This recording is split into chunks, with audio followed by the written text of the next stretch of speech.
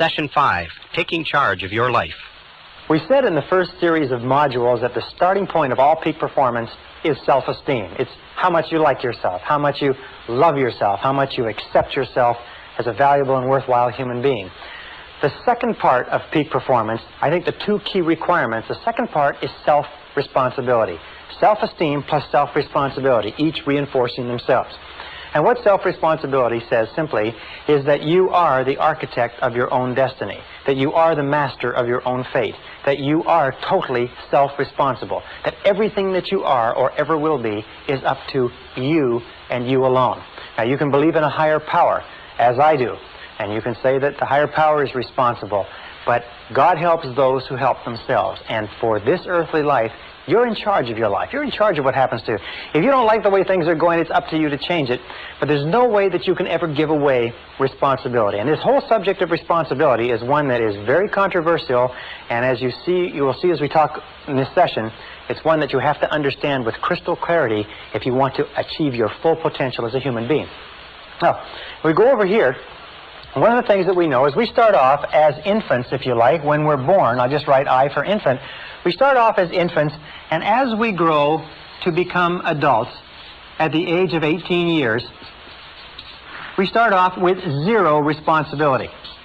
And as we grow toward becoming adults, we gain responsibility more and more, until by the time we become adults at the age of 18 years, if our parents have brought us up properly, if they have prepared us, if they've encouraged us to be self-reliant, if they've encouraged us to make our own decisions and think for ourselves and plan our own lives, at the age of 18 years, legally speaking, psychologically, morally, mentally, physically, and everything else, you are ready to take over your own life. Now, if your parents have not prepared you as an adult for total responsibility, it doesn't matter. At the age of 18, and from 18 onward, you are 100% responsible.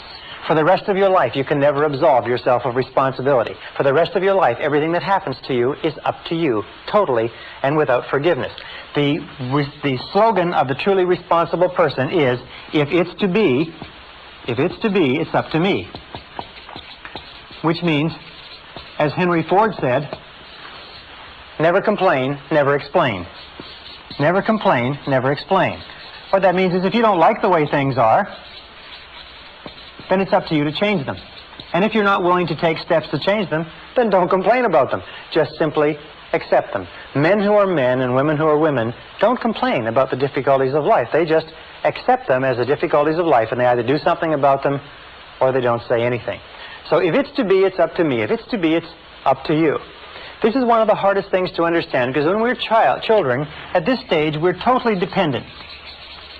And being totally dependent, we develop, if you like, a habit pattern or a conditioned response, and we look for the reason that things happen outside of ourselves. As we become adults, if we're not careful, we will still retain this dependency, and we will long for what is called the pseudo-security of childhood. That time in childhood when someone took care of us. That time in childhood when we were fed and clothed and our home was taken care of and our school and everything. We didn't have to worry about a thing because they took care of it. As we grow up, we go off to school, and the people at school, they take care of things.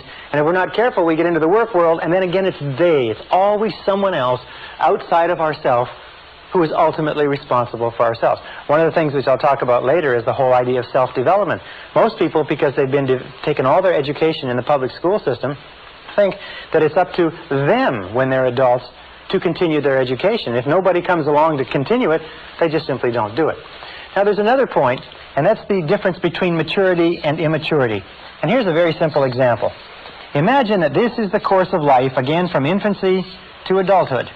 And everybody reaches the stage, sooner or later, where they come to this great cliff and this great canyon. And this is the side of immaturity. This is the side of childhood. This is the side where we are dependent upon others and where we look to others for our answers and our solutions. We look outside of ourselves. At this point, we come to the edge of this canyon. At the edge of this canyon, we look across into the land of maturity, the land of adulthood. And each one of us has to make a decision to jump in one great leap from being a child to being an adult. Now, sometimes this is forced on us. Sometimes it happens in an evolutionary way. But sooner or later, we have to make the decision to accept the fact that we're in charge of our own lives, we're the architects of our own destinies, and then get on with it. What do most people do? Unfortunately, what most people do is they turn back at this point. They slip into marriages where somebody will take care of them. They take jobs where they expect their bosses to take care of them and so on. Or they just simply avoid responsibility by looking for the cause of everything that happens to them in other people and other circumstances. It's their bills, it's their health, it's the way their parents treated them and so on. They're not really responsible.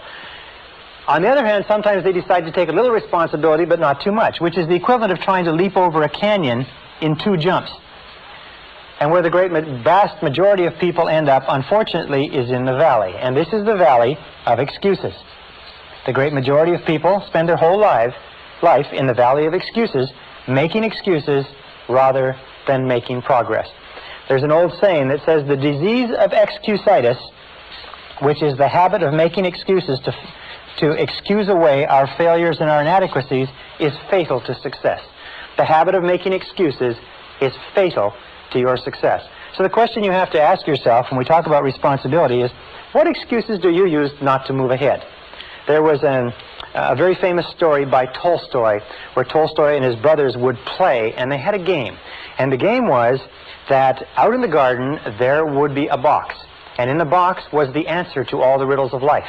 And you could find the box under a certain bush as long as you didn't think about a big white rabbit. As long as you kept your mind clear of that big white rabbit and you didn't think about the rabbit, you could find the answer to all the mysteries of life.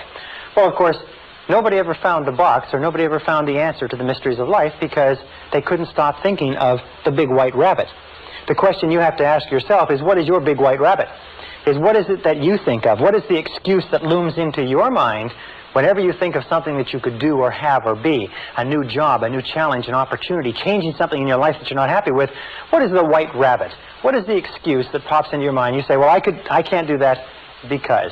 Or another thing is, yes, but. I'd like to, but. There's always a reason. I'm too young, I'm too old. I'm too tall, I'm too short. I don't have enough education, I've got too much education. It's the wrong time, it's the wrong place, and so on. What is your white rabbit? What is it that sticks in the back of your mind that causes you to make excuses, that causes you to hang back from taking responsibility, that keeps you in the land of childhood, immaturity, and irresponsibility? Very, very important question to ask. Now, when we talk about responsibility, we talk about something else. It's simply this, is that the acceptance of responsibility is not optional. Many of us like to think that, well, I'll take a little responsibility here, I'll take a little responsibility there. No, the acceptance of responsibility is not optional. From the time you become 18 years old, you are 100% responsible. You have no choice in the matter. As a matter of fact, there are very few things in life over which you have no choice, but you have no choice in this. It is mandatory. It is mandatory if you wish to fulfill your potential, if you wish to become everything you're capable of becoming, you must take full responsibility for bringing about the circumstances, for making the changes, for making the hard decisions necessary.